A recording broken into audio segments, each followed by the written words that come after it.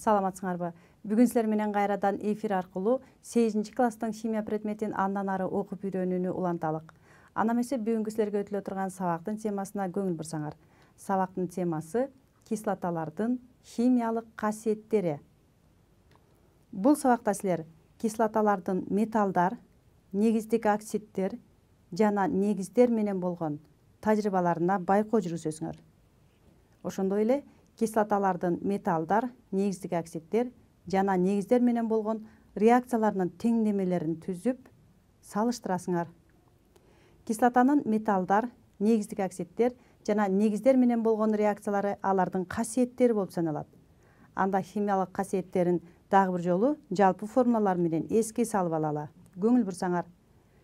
Активдүү металлдар кислота менен реакцияга кирип, тузду жана суутек газын сүрүп чыгарат. Бул кислоталардын биринчи касиети катарында карап, тажрыйбадан байкоо жүргүзөбүз. Активдүү металлдар кайсылар экендигин билебиз.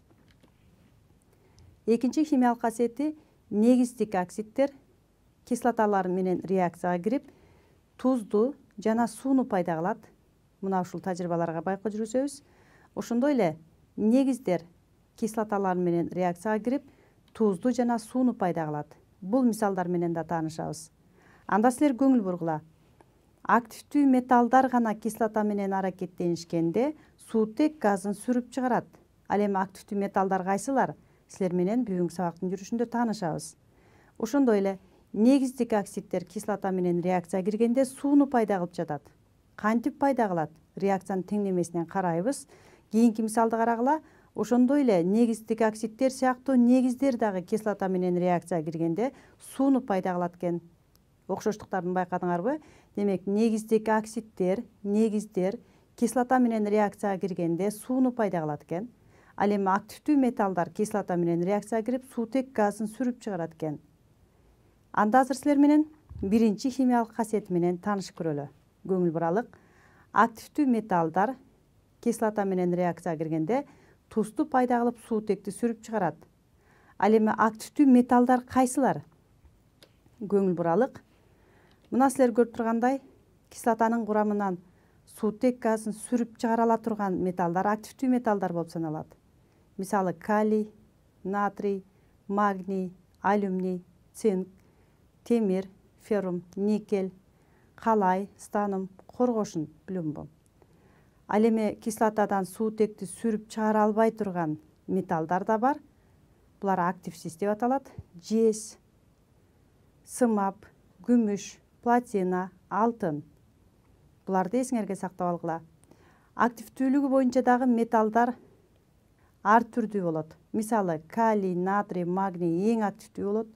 Тез эле суутек газын сүрүп чыгарат. Улам кийинкилеринин активдүүлүгү ирэти менен начарлай баштайт. Ал эми кийинки аталган 5 металл, алар суутек газын эч качан кислотадан сүрүп чыгара албайт экен. Анда тажрыйбага көңүл бурала. Металл цинк жана жез алынды. Кислота H-хлор туз кислотасынын эритмеси алынды. Биринчи пробиркага цинктин кесекчесин салалы. Активдүүлүк катарынан тапкыла. Экинчи пробиркага майдаланган жез сымын салдык. Азыр эки пробиркага тең окшош эле туз кислотасын куюп көрөлү. H-хлор. Реакцияга байкоо жүргүзгүлө. Кайсынысы суутек газын сүрүп чыгарып жатат, ал эми кайсынысында реакция жүргөн жок. Силер көрүп тургандай, биринчи цинк суутек газын сүрүп чыгара баштады, ал эми жезди салганда бул жерде реакция жүргөн жок. Анда цинк менен туз кислотасы кандай реакцияга кирди? Көңүл буралы дагы теңдемесин түзөлү. Цинк тажрыйба үчүн алынган, туз кислотасы куюлду. Реакциянын натыйжасында цинктин хлориди алынып, суутек газы бөлүнүп чыкты. Бул жерде цинк металлы химиялык белгиси менен жазылат.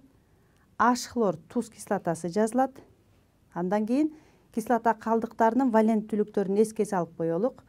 Суутек бир валенттүү, кислота калдыгы хлор дагы бир валенттүү, ал хлорид деп аталат, билесиңер.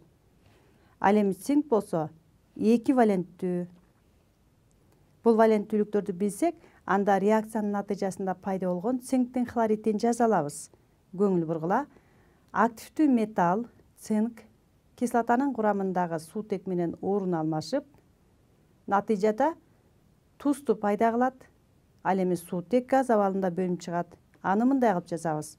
Цинк хлор 2 деп жазып, суутек газын H2 деп жазып, жогору караган стрелка менен белгилейбиз.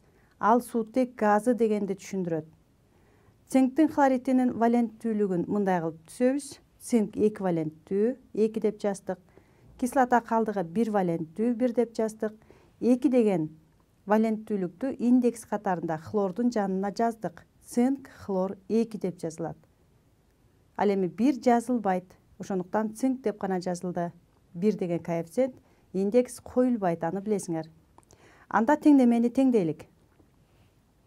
Реакцияга чейинки туз кислотасынын астына 2 деген коэффициент коюлат. Эмне үчүн? Анткени себеби бул жерде 2 молекула туз кислотасы менен 1 атом цинк реакцияга кирип, цинктин хлоридин пайда кылып, суутек газын сүрүп чыгарат. Структуралык формула менен дагы жолу карап түшүндүрүп көрөлү. 1 моль цинк 2 моль туз кислотасы менен реакцияга кирди. Натыйжада суутек газын сүрүп чыгарды. Көңүл буруп жатасыңарбы? Анткени суутек газы 2 атомдон турат. Мына ошондуктан 2 молекула туз кислотасынын курамындагы бирден суутектин атому байланышып, суутек газын сүрүп чыгарды. Ал эми цинк эквиваленттүү болгондуктан цинк 2 байланышы менен 2 кислота калдыгы менен байланыша алат. Ошол себептен коэффициент 2 болуп саналат. Бул түшүнүктүү болдубу? Анда мына азыр силер менен активдүү металлдар кислоталар менен реакцияга киргенде тузду жана суутекти пайда кылгандыгын көрдүк. Келгиле анда. Бул суроого жооп берүү менен ойлонуп көрсөңөр. Теңдемеге цинктин ордуна кайсы металлды алмаштырып жазууга болбойт? Эмне үчүн мен бул суроону берип жатам? Анткени дайыма эле цинк эмес, башка активдүү металлдар дагы, же болбосо эквиваленттүү цинк сыяктуу металлдар дагы ушундай эле реакцияга кирет дагы эквиваленттүү хлоридти пайда кылып, суутек газын сүрүп чыгара алат. Мына ошондуктан мен силерге бул суроону берип жатам. Анда силер ойлонуп көргүлөчү. Кайсыл жоопту туура деп эсептейт элеңер? Биринчи барий, экинчи магний, үчүнчү кальций, төртүнчү алюминий. Мен силерге максатын түшүндүрүп бердим. Дагы жолу кайталайм. Бул жерде цинктин хлориди эквиваленттүү металлдын тузу алынган. Ушул эквиваленттүү металлдын тузу алынышы үчүн кайсыл металл дагы ушундай эле реакцияга кире алат? Же болбосо ушул теңдемеге кое алабыз? Эки гана себепти эске алышыңар керек. Эгерде суутек газын сүрүп чыгара албаган металл болсо, анда коюуга болбойт. Же болбосо эквиваленттүү эмес болсо коюуга болбойт. Көңүл бурсаңар, алюминийдин валенттүүлүгү 3. Ал эми калгандарыныкы баарыныкы 2. Мезгилдик таблицага көңүл бөлүп тапсаңар болот. Ошондуктан туура жооп 4-сү. Алюминийди гана жазууга болбойт. Ал эми цинктин ордуна барийди, магнийди, кальцийди жазсаңар, ушундай эле эквиваленттүү металлдын хлориди алынат. Анда бул реакциялардын теңдемелери ушундай эле түзүлүп, теңделет дегенди түшүндүрөт. Туура эмес жооп 3 болду. Туура жооп алюминий болду. Алюминийдин эмне үчүн бул теңдемеге коюуга болбой тургандыгын далилдеп карап коелу. Алюминий кошуу белгисин койдук. H хлор туз кислотасын жаздым. Реакциянын натыйжасында кандай туз алынарын билиш үчүн металлдын валенттүүлүгүн билишиңер керек. Алюминий 3 валенттүү. Ал эми туз кислотасыныкын азыр эле карадык, 2 тең 1 валенттүү. Анда пайда болот алюминий хлор 3 жана H2 суутек газы. Суутек газы дайыма H2 деп гана жазылат. Жогору караган стрелка бул газ дегенди түшүндүрөт. Анда 1 молекула же 1 моль суутек газы бөлүнүп чыгыш үчүн канча моль кислота керек болот? Аны табыш үчүн азыр көңүл бурсаңар, алюминий суутек газын сүрүп чыгарып, суутектин ордуну менен орун алмашып, натыйжада алюминийдин хлоридин пайда кылды. Бул учурда алюминий 3 валенттүү экендигин эске аласыңар. Кислота калдыгы 1 валенттүү, ошондуктан 3 деген индексти койдук. Бул түшүнүктүүбү? Анда суутектин астына 3 деген коэффициент коюлат. Эмне үчүн? Анткени алюминий 3 валенттүү экендигин көрүп турасыңар. Бул учурда кислотанын астына 6 деген коэффициент коюлат. анткени сутекти теңдеш үчүн ал эми кислота калдыгы хлор 6 атом болуш үчүн 2 деген коэффициентти коюу керек. Ошондой эле алюминдин дагы химиялык белгисинин астына 2 деген коэффициентти койдук. Силер бул теңдемени өз алдыңарча теңдеп, дагы бир жолу структуралык формулаларын түзүп, далилдеп, билимиңерди текшерип койсоңор болот. Силердин эсиңерде болсун, бардык эле кислоталар суутек газын сүрүп чыгара бербейт.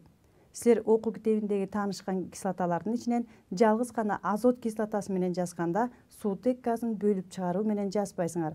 Ал эми калган күкүрт, туз кислотасы жана башка кислоталар менен жазууда суутек газын сүрүп чыгарат. Анда кийинки касиети менен таанышалык, көңүл бурсаңар. Негиздик оксидтер кислота менен реакцияга кирип, тузду жана сууну пайда кылат деген экинчи касиетин айтып өткөнбүз. Анда тажрыйбага көңүл бургула. Кандай негиздик оксидтер алыныптыр? Кара түстөгү жездин эквиваленттүү оксидинин порошогу. Ак түстөгү кальцийдин оксиди. Тажрыйба үчүн кислота алынган. Азыр бул эки оксид кислотада туз кислотасына кандай реакция жүрө тургандыгын салыштырып карагыла.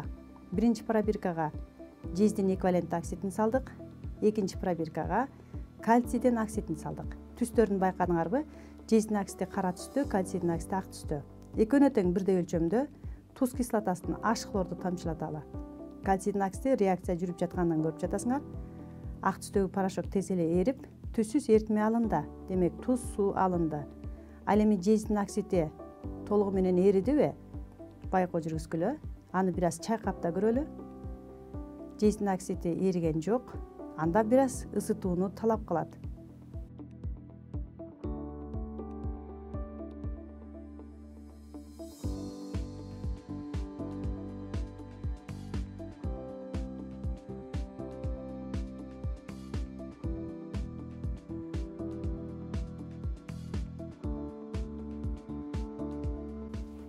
Кара түстөгү жездин оксиди кислота менен реакцияга киргенде акырындык менен түсү көгүлтүр жашыл түскө өтө баштады. Анда туз жана суу пайда болду деп жыйынтык чыгарсак болот.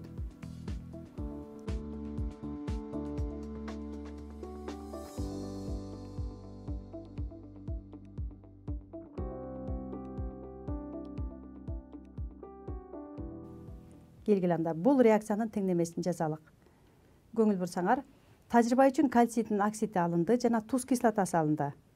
Реакциянын натыйжасында кальцийдин хлориди деген туз пайда болуп, суу бөлүнүп чыгат. Анда формулаларын жазалы. Кальцийдин оксиди кальций О деп жазылат. Туз кислотасы менен тааныштык H хлор. Анда реакциянын натыйжасында пайда болгон кальцийдин хлоридин тузун жазыш үчүн биринчи кислота калдыгынын валенттүүлүгүн билип алышыбыз керек. Азыр эле айттык, кислота калдыгы бир валенттүү, анткени бир сутектин атому менен байланышкан. Ал эми кальций болсо эквиваленттүү. Анда анын тузун жазганда кальций хлор 2 деп жазабыз. H2O суу бөлүнүп чыгат. Кальцийдин хлоридинде кальций эквиваленттүү, кислота калдыгы бир валенттүү. Ошондуктан 2 деген индекс катарында жазылды, бир жазылган жок. Кальций хлор 2 туздун пайда болгондугун түшүнсөңөр, анда мен силерге теңдеменин теңделишин сунуштайын. Реакцияга чейинки кислотанын химиялык формуласынын астына 2 деген коэффициент коюлат. Эмне үчүн? Структуралык формула менен дагы бир жолу карап көрөлү. Кальцийдин оксидин жаздым. Мына азыр структуралык формулада көрүп турасыңар. Бул жерде туз кислотасы менен реакцияга киргенде 2 молекула туз кислотасы менен аракеттенишет. Натыйжада 1 молекула суу пайда болот жана кальцийдин хлориди пайда болот. Кальций бул жерде эквиваленттүү. Эсиңерде болсун, бул жерде кальций эквиваленттүү. Ошондуктан 2 кош байланышы үзүлүп, 2 кислота калдыгы менен байланышты. Демек, кислота калдыгына кальцийдин бир гана атому туура келет экен.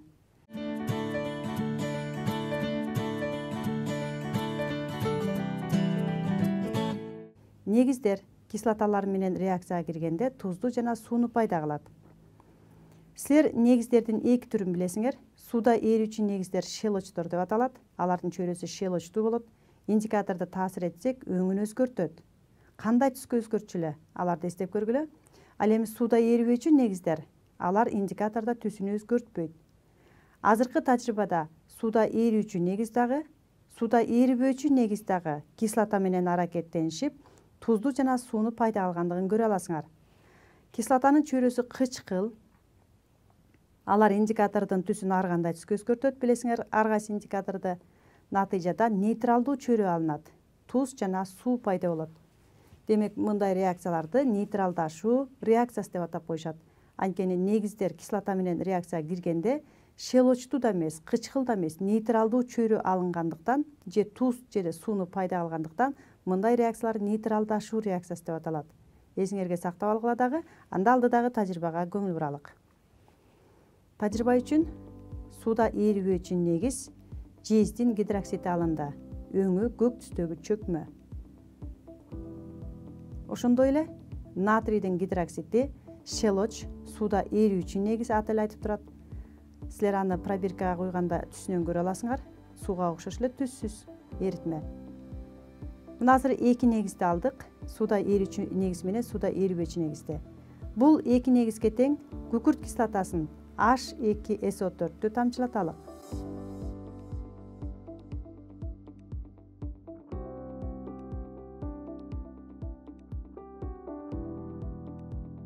Индикаторду тамчылатабыз.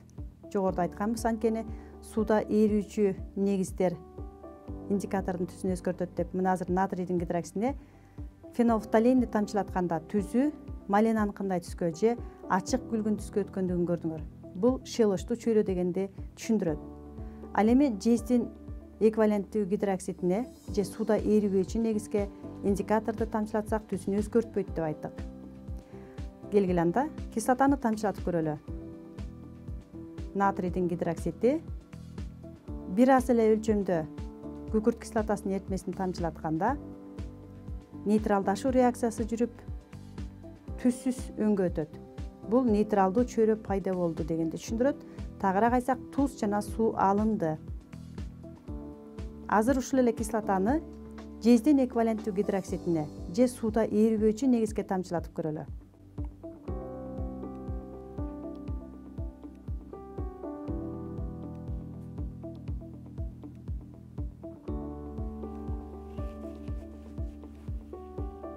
Жездин эквиваленттүү гидроксиди кислота менен аракеттенишкендигин байкоо жүргүзгүлө. Бир аз чайкап шарт түзүп жатабыз. Мына чөкмө эрип кетти дагы, көгүлдүр түстөгү эритме алынды. Демек, туз алынды жана суу бөлүнүп чыкты деп жыйынтык чыгарсаңар болот. Анда бул реакциялардын теңдемелерин түзүү аркылуу алардын туздарынын формуласын жазганды үйрөнөлүк. Көңүл бургула. Бул кислоталардын 3-чү химиялык касиети менен тааныштык. Тажрыйба үчүн натрийдин гидроксиди сууда ээрүүчү негиз алынган, күкүрт кислотасы алынган. Бул эки зат реакцияга киргенде натрийдин сульфаты деген туз жана суу алынды. Анда формуласын жазалы. Натрийдин гидроксиди натрий OH, күкүрт кислотасы H2SO4. Анда кандай туз алынат? Же натрийдин сульфаты кандай жазылат? Бул жерде кислота калдыгынын валенттүүлүгүн билип алалы. Суутек бир валенттүү, кислота калдыгы эки валенттүү. Ал эми металл натрий бир валенттүү, гидроксид тобу бир валенттүү. Анда алмашуу реакциясы жүрөткөн. Татаал заттын курамындагы OH тобу менен сульфат SO4 калдыгы алмашат. Натыйжада натрийдин сульфаты суу пайда болот. Көңүл бургула. Натрий бир валенттүү, кислота калдыгы SO4 эки валенттүү. Ошондуктан 2 деген бул натрийдин жанында индекс катарында жазылды. Бул натрийдин сульфаты. Азыр мен силерге структуралык формуласын жазып көрсөттүм. Теңдемени, теңделишин сунуштадым. Демек, 2 молекула натрийдин гидроксиди 1 молекула кислота менен реакцияга кирип, 1 молекула натрийдин сульфатын, 2 молекула сууну пайда кылат экен. Анда көңүл бурабыз. Структуралык формулага көңүл бурсаңар, 2 молекула натрийдин гидроксиди 1 молекула күкүрт кислотасы менен реакцияга кирди. Натыйжада натрийдин сульфаты деген туз жана 2 моль сууну пайда кылды. Кантип пайда кылгандыгына көңүл бурсаңар, анткени натрийдин гидроксидинде 1 OH тобу, гидроксид тобу, кислотанын курамындагы 1 суутек менен, экинчиси 2 суутек менен бөлүнүп чыгып кетти. Ошондуктан 2 молекула суу бөлүнүп чыкты. Ал эми эмне үчүн 1 эле моль туз пайда болду? Анткени кислота калдыгы эквиваленттүү болгондуктан 2 натрийдин атому менен 1 эле кислота калдыгы байланыша алат экен. Ошондуктан 1 молекула сульфат деген туз алынды. Анда эмесе бүгүнкү сабагыбызды жыйынтыктайлы. Биз силер менен бүгүнкү сабакта активдүү металлдар кислоталар менен аракеттенишкенде туз жана суутек газын бөлүм чыгарарын билдик. Негиздик оксидтер кислота менен аракеттенишкенде туз жана сууну пайда кыларын, ал эми негиздер кислота менен аракеттенишкенде туз жана сууну пайда кыларын билдик. Мисал катарында цинк туз кислотасы менен реакцияга кирип, цинктин хлоридин суутек газын бөлүп чыгаргандыгын тажрыйбадан көрдүңөр. Ошондой эле кальцийдин оксиди туз кислотасы менен реакцияга киргенде кальцийдин хлориди деген тузду жана сууну пайда кыларын көрдүңөр. Ошондой эле бул мисалда жездин оксиди менен болгон реакциянын теңдемесин өз алдыңарча жазып, ушундай эле кылып теңдеп түзүп койсоңор болот.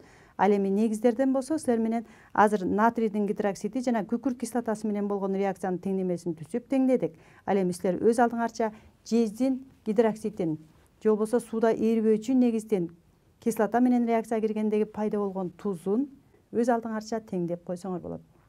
Мына балдар, бүгүнкү сабактын жүрүшүндө силер менен кислоталардын айрым гана химиялык касиеттерин карап өттүк. Сабактын жүрүшүндөгү тажрыйбада көргөн реакциялардын айрым теңдемелерин өз алдыңарча жазып теңдеп койсоңор. Силерге бөлүнгөн убакыт ушуну менен аягына келип жетти. Кийинки сабакта жолугушканга чейин саламатта тургула.